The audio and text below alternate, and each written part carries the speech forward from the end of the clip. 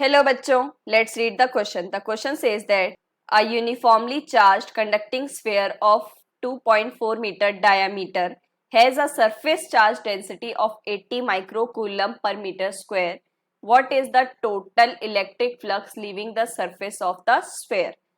Options are 1.6 into 10 raised to power 8 Newton meter square per coulomb, 3.2 into 10 raised to power 8 Newton meter square per coulomb, 4.8 into 10 raised to power 8 Newton meter square per coulomb, 6.4 into 10 raised to power 8 newton metre square per coulomb. तो देखो बच्चों, सबसे पहले की concept है हमारे पास, that is surface charge density, charge in terms of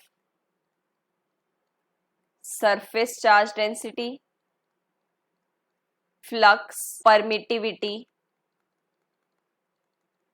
of free space।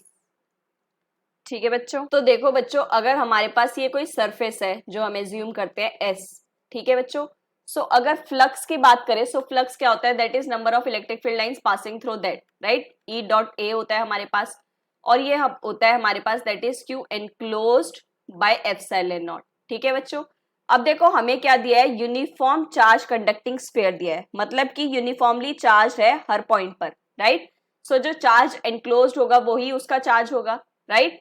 और जो चार्ज है, अगर उसको हमें सरफेस चार्ज डेंसिटी जो कि सिग्मा होता है आपके पास इस सरफेस पर, वो इतना कंसिडर करता है, सो उसकी फॉर्म में हम लिखते हैं इसको, that is sigma into area, right. क्योंकि सरफेस चार्ज डेंसिटी क्या होता है, that is charge per unit area.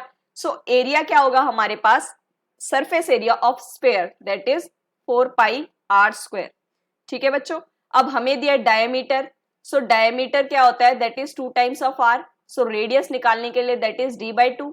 So values रखते हैं हम, सिग्मा हमें गिवन है 80 माइक्रोकूलम, मतलब कि 10 रेज टू पावर माइनस 6। जब कभी भी माइक्रो आ जाए that is 10 raise to power minus 6 use करेंगे हम, राइट। और 4 इंटू 3.14 और आर मतलब कि डी स्क्वायर कितना होगा, ये 2.4 डिवाइडेड बाय 2 होल स्क्वायर। ठीक है बच्चों, सो ये सॉल्व करने के बाद आपके पास आ जाएगा that is 1.447 into 10 raise to power minus 3 coulomb. अब ये तो हो गया चार्ज, और ये एनक्लोज्ड भी यही होगा।